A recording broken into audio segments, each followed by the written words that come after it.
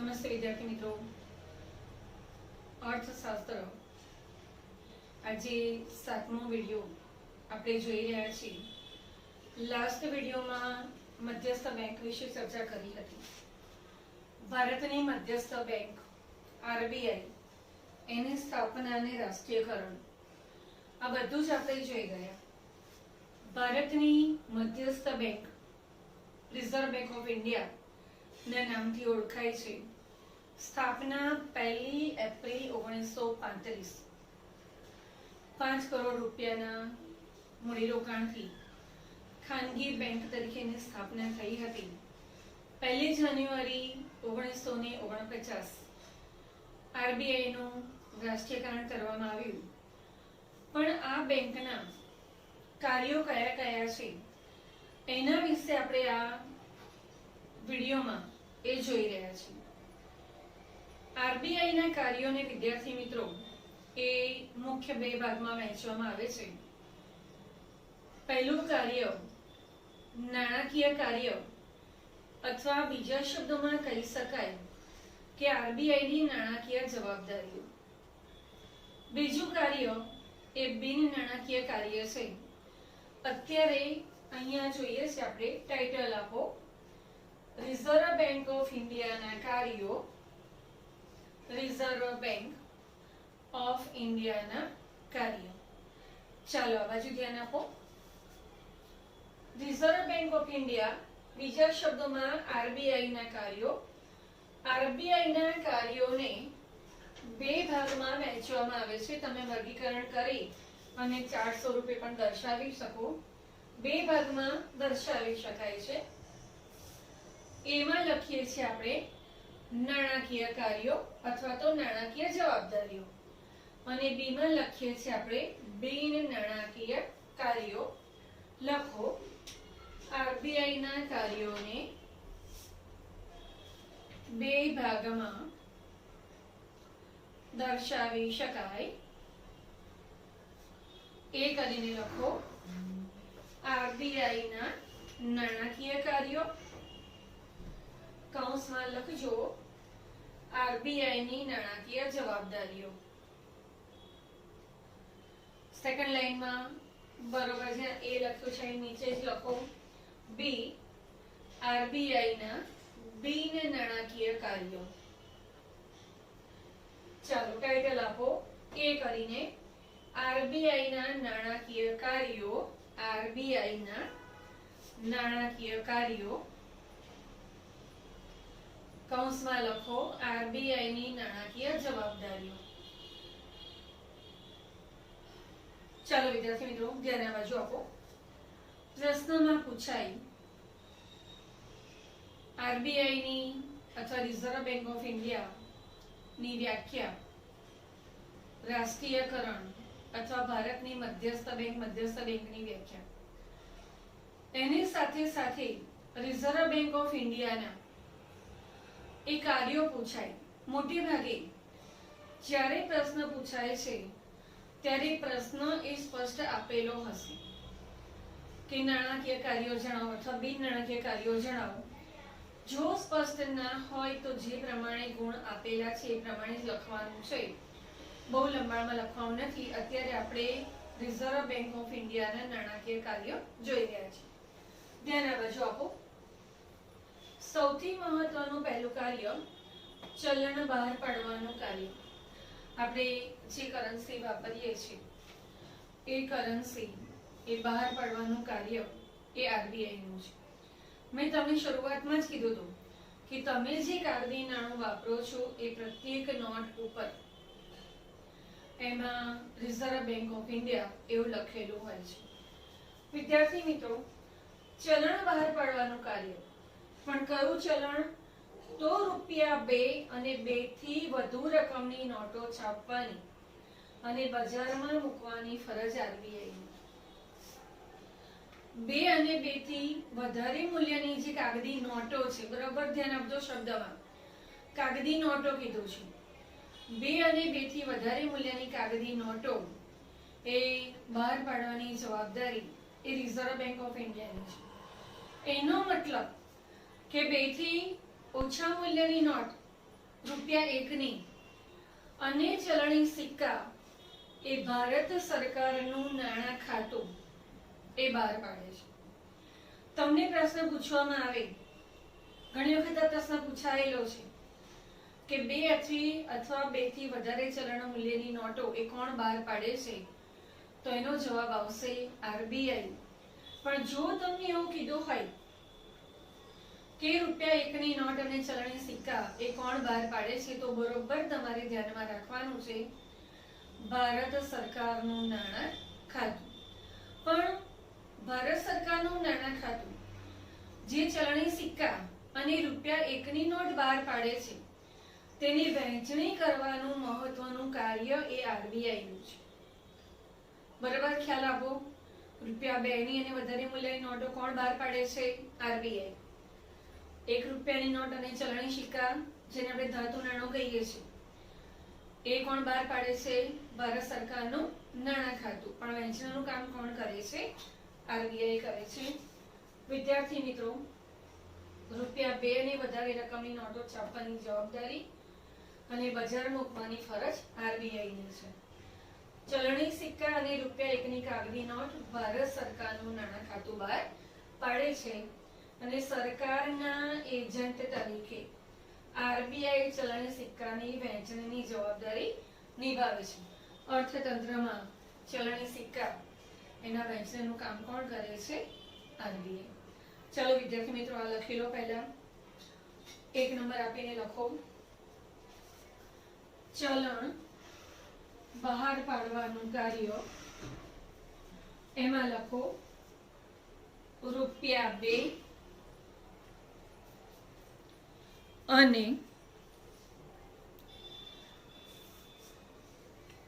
2 થી વધુ રકમની નોટો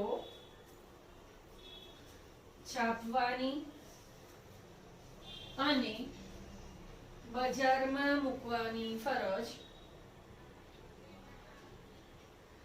આરબીઆઈની છે. બીજી લાઈનમાં લખો, જ્યારે ચલણી સિક્કાઓ અને ₹1ની કાગળી નોટ ભારત સરકારનું નાણાં ખાતું બહાર પાડે છે. અહીં અંડરલાઈન કરી દેજો. ભારત સરકારનું નાણાં ખાતું, ચલણી સિક્કા અને 1ની કાગળી નોટ, એની સામે આઈએમપી કરી નાખજો. સેકન્ડ લાઈનમાં લખો, સરકારના એજન્ટ તરીકે આરબીઆઈ ચલણી સિક્કા ની વહેંચણીની જવાબદારી નિભાવે છે.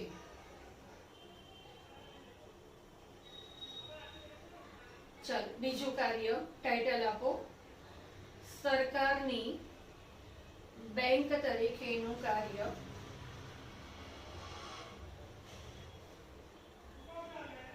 ચાલો ધ્યાન બાજુ આપો વિદ્યાર્થી મિત્રો. સરકારની બેંક એટલે આરબીઆઈ, જેને આપણે સર્વોચ્ચ બેંક કહીએ છીએ, કેન્દ્રવર્તી સંસ્થા કહીએ છીએ. ભારતમાં આરબીઆઈ સરકારની બેંક તરીકે કામગીરી બજાવે છે. તમને પ્રશ્ન પૂછાય કે સરકારની બેંક તરીકે કઈ બેંક કામગીરી નિભાવે છે, તો બહુ જ સરસ જવાબ નાનકડો આરબીઆઈ એવો આપણે લખવો પડે. આરબીઆઈ કેન્દ્ર સરકાર તથા રાજ્ય સરકારોની બેંક, નાણાકીય એજન્ટ તથા સલાહકાર તરીકે ફરજ બજાવે છે. કોઈ પણ સરકાર હોય, કેન્દ્ર સરકાર હોય, રાજ્ય સરકાર હોય, એને સલાહ આપવાનું, એના એજન્ટ તરીકેનું કાર્ય એ આરબીઆઈ કરે છે. સરકારના એજન્ટ તરીકે સરકારના ખાતાઓ, સરકારના જે જુદા જુદા ખાતા છે તે ચલણી સિક્કા અને ₹1ની નોટનો વહીવટ કરે છે આપણે આગળ આ જોઈ રહ્યા છીએ. જો સરકારને જરૂર હોય તો ધિરાણ પણ આપે છે. આ ધિરાણ એ લાંબા ગાળાનું અને ટૂંકા ગાળાનું પણ હોઈ શકે. સરકાર વતી હુંડિયામણ. આપણો દેશ વિદેશ વેપાર સાથે સંકળાયેલો છે. ક્યારેક વિદેશી હુંડિયામણની અછત હોય તો ખરીદ અને વેચાણનું કાર્ય એ પણ આરબીઆઈ કરે છે. બીજા દેશનું ચલણ ખરીદવું હોય તો એના માટેની મહત્વની કામગીરી એ આરબીઆઈની છે. એટલે તમે વિદ્યાર્થી મિત્રો આમાં લખો, ટાઇટલ આપો સરકારની બેંક તરીકેનું કાર્ય. એમાં લખો ભારતમાં આરબીઆઈ સરકારની બેંક તરીકે કામગીરી બજાવે છે. સેકન્ડ લાઈનમાં લખો આરબીઆઈ કેન્દ્ર સરકાર તથા રાજ્ય સરકારોની બેંક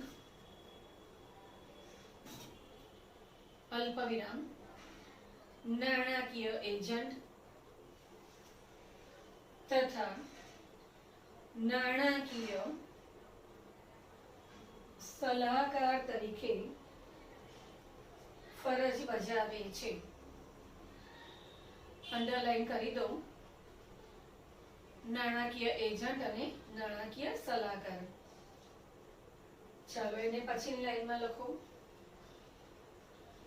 સરકારના એજન્ટ તરીકે સરકારના ખાતાઓ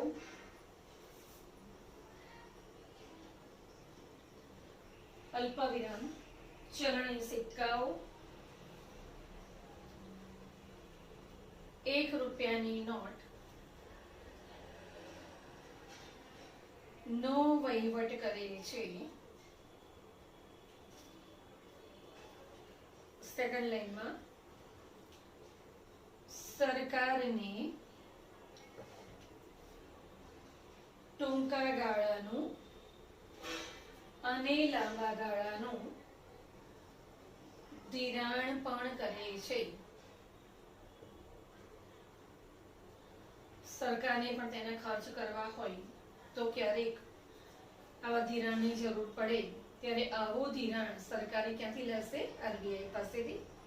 ચાલો આગળ લખો સરકાર વતી વિદેશી હુંડિયામણ ના ખરીદ વેચાણનું કામ પણ મધ્યસ્થ બેંક કરે છે.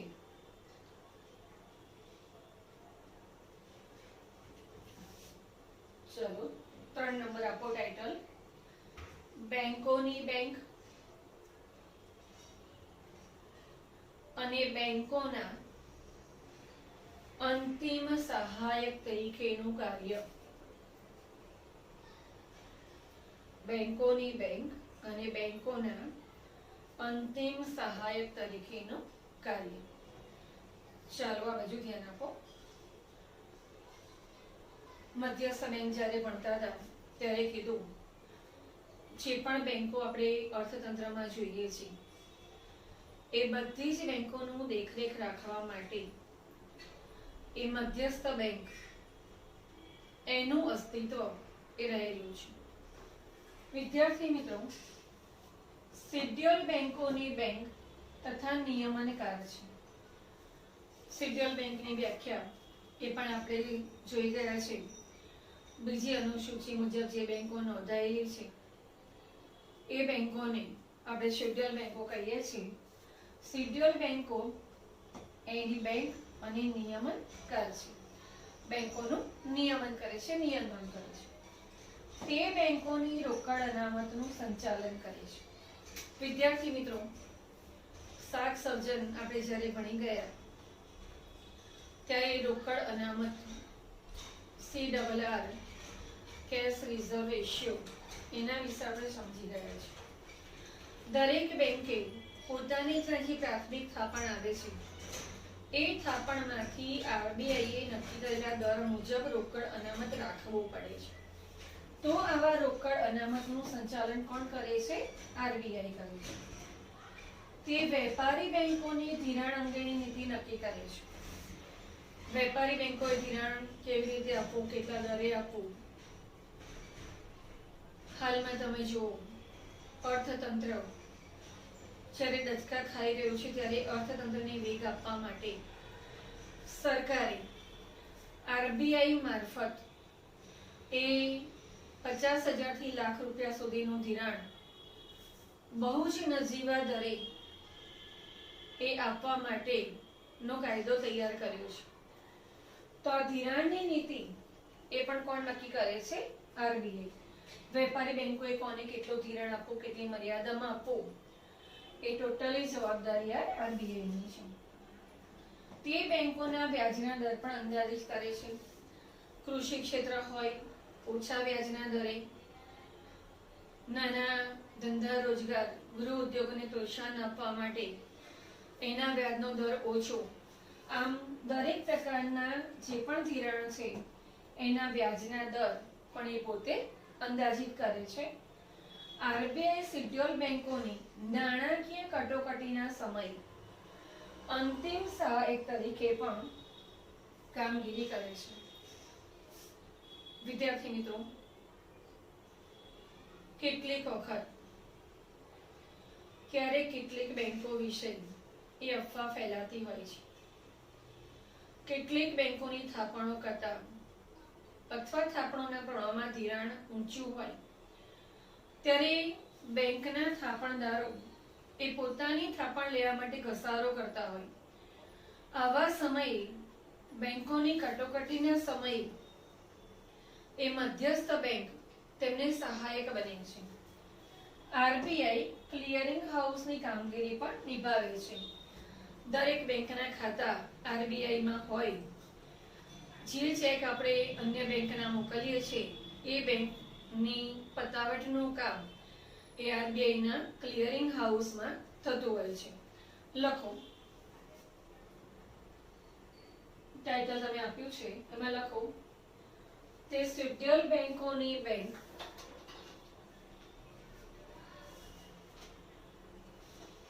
તથા નિયમનકાર છે.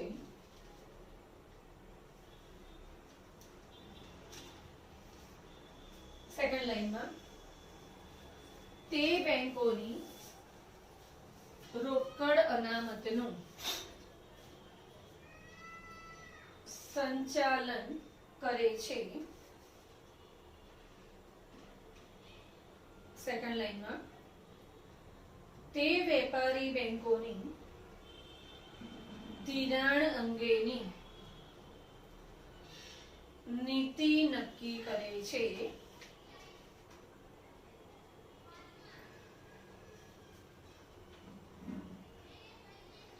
અંડરલાઈન દોરવી હોય તો દોરતા જજો.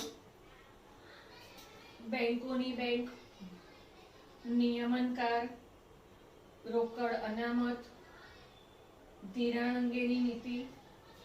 ચાલો એના પછી લખો, તે બેંકોના વ્યાજના દર પણ આદેશિત કરે છે. અહીંયા અંદાજિત લખ્યું છે પણ આદેશિત લખી નાખજો. આદેશિત કરે છે. સેકન્ડ લાઈનમાં, આરબીઆઈ શેડ્યુલ બેંકોની નાણાકીય કટોકટીના સમયે અંતિમ સહાયક તરીકે કામગીરી કરે છે. અંતિમ સહાયકની નીચે અંડરલાઈન દોરી દો. ચાલો એના પછી લખો, આરબીઆઈ ક્લિયરિંગ હાઉસની કામગીરી પણ કરે છે. આરબીઆઈ ક્લિયરિંગ હાઉસની કામગીરી પણ કરે છે.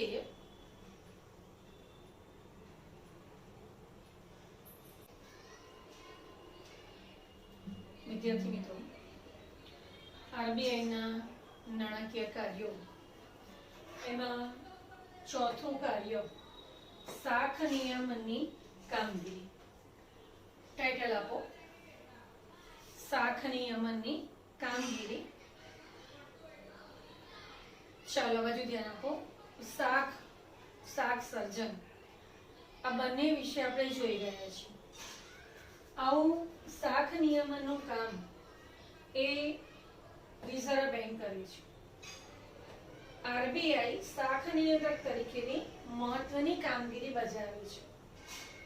નાણાકીય નીતિના સાધનોની મદદ વડે આરબીઆઈ વેપારી બેંકોની શાખ સર્જનની પ્રવૃત્તિ તથા નાણાંના પુરવઠાનું નિયમન કરે છે.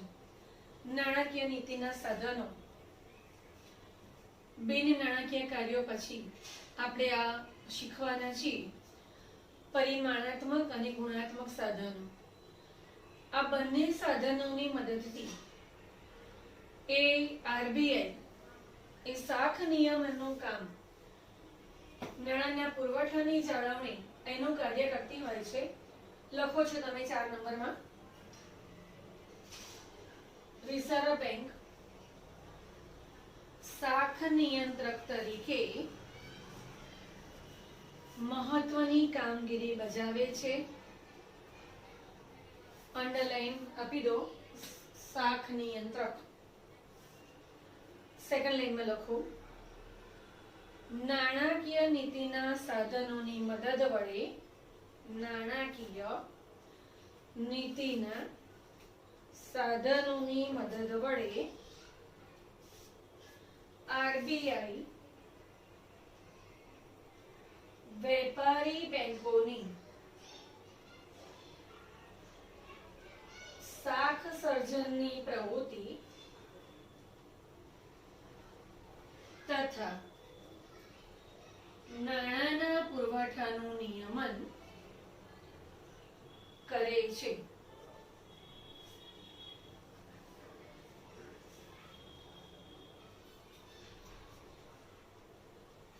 ચલો 5મા નંબરનું કાર્ય. ટાઇટલ આપો, વિદેશી હુંડિયામણની જાળવણીનું કાર્ય.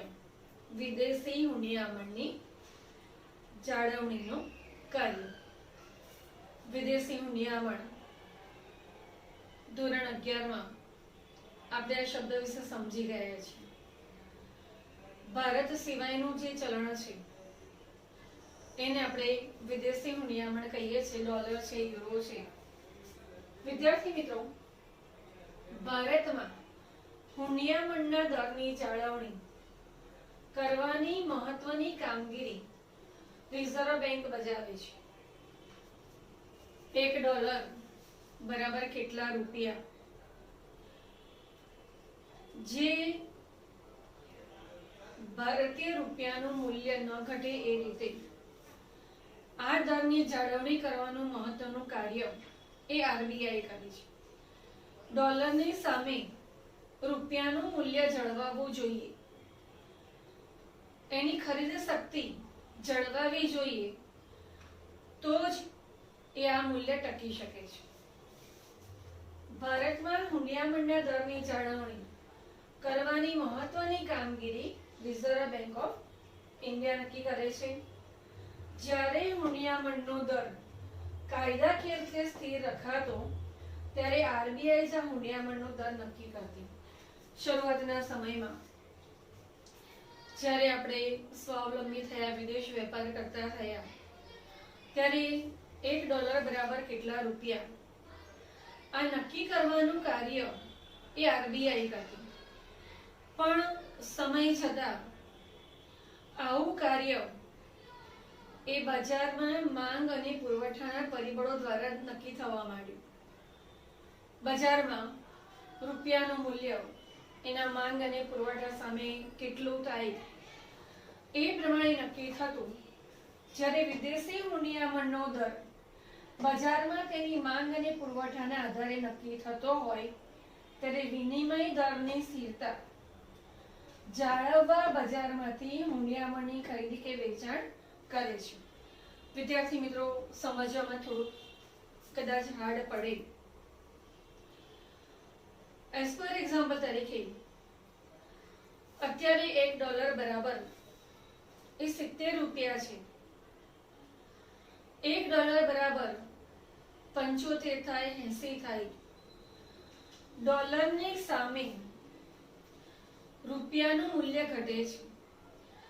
પહેલા $1 ખરીદવા 70 રૂપિયા આપવા પડતા, હવે 75 અને 80 આપવા પડે છે. તો આ મૂલ્યની જાળવણી કરવાનું કામ એ આરબીઆઈ નું છે. જો રૂપિયાનો પુરવઠો વધારે વધ્યો હોય તો અર્થતંત્રમાં આ દર કેવી રીતે જાળવવો એનું કાર્ય, અથવા તો રૂપિયો બહુ સસ્તો ન થાય એટલા માટે વિદેશી હુંડિયામણની ખરીદ અને વેચાણનું કાર્ય એ આરબીઆઈ કરે છે. આરબીઆઈ ભારતીય રૂપિયાનું મૂલ્ય જાળવે છે. રૂપિયાની ખરીદ શક્તિ જળવાવી જોઈએ, ડોલરની સામે રૂપિયાનું મૂલ્ય ઘટવું ન જોઈએ. તો આનું જતન કોણ કરે છે? આરબીઆઈ. તે આંતરરાષ્ટ્રીય ચલણોની અનામતના કસ્ટોડિયન તરીકેનું કાર્ય કરે છે. જેમ આપણે વેપારી બેંકોમાં રોકડ અનામતનો દર શીખી ગયા, થાપણોમાંથી અમુક ટકા રકમ રોકડ અનામત તરીકે રાખવી પડે, એમ વિદેશી હુંડિયામણમાંથી પણ કેટલાક ટકા એ બેંકમાં રોકડ અનામત તરીકે રાખવા પડે. ક્યારેક કટોકટીનો સમય હોય તો સરકાર આંતરરાષ્ટ્રીય ચલણ જે અનામત રખાયેલું છે તેનો ઉપયોગ કરી શકે. એટલે આંતરરાષ્ટ્રીય ચલણોના કસ્ટોડિયન તરીકેનું કાર્ય કરે છે.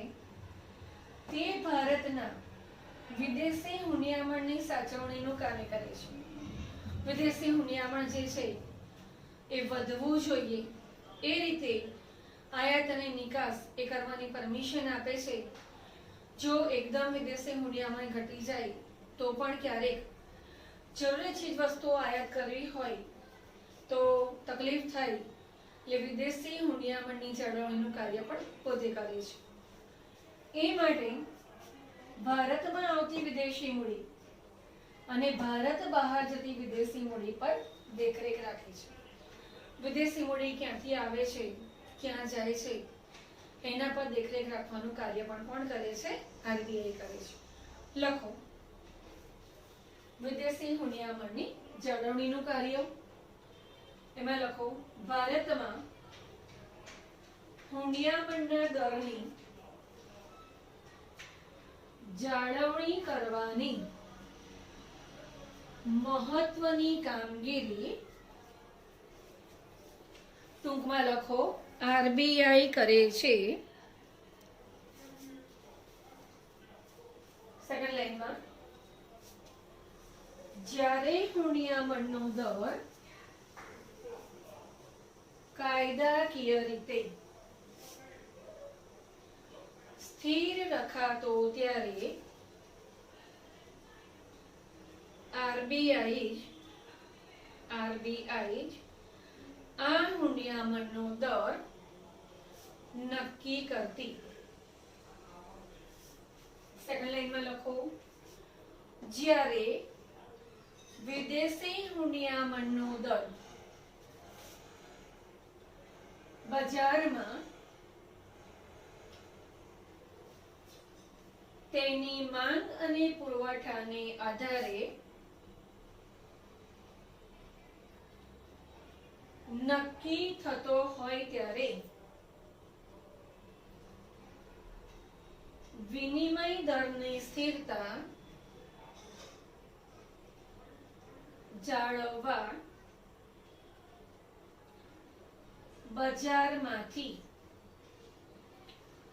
હુંડિયામણની ખરીદ વેચાણ કરે છે.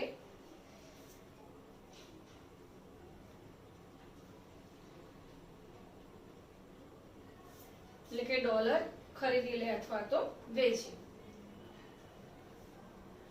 નેક્સ્ટ નંબરમાં આરબીઆઈ ભારતીય રૂપિયાનું મૂલ્ય જાળવે છે.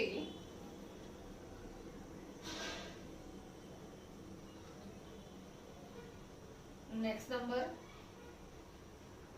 તે આંતરરાષ્ટ્રીય ચલણોની અનામતોના કસ્ટોડિયન તરીકેનું કાર્ય કરે છે.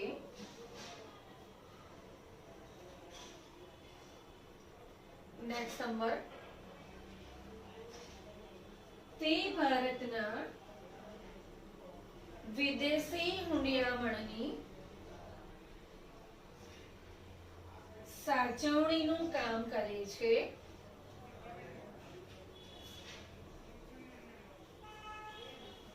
નેક્સ્ટ લાઈનમાં લખો, તે ભારતમાં આવતી વિદેશી મૂડી કે ભારત બહાર જતી વિદેશી મૂડી પર દેખરેખ રાખે છે.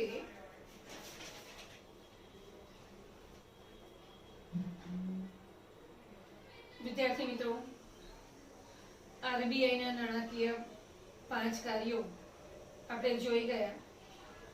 હવે પછીના વિડીયોમાં આપણે આરબીઆઈ ના બિન નાણાકીય કાર્યો વિશે સમજૂતી મેળવીએ છીએ. જય હિન્દ.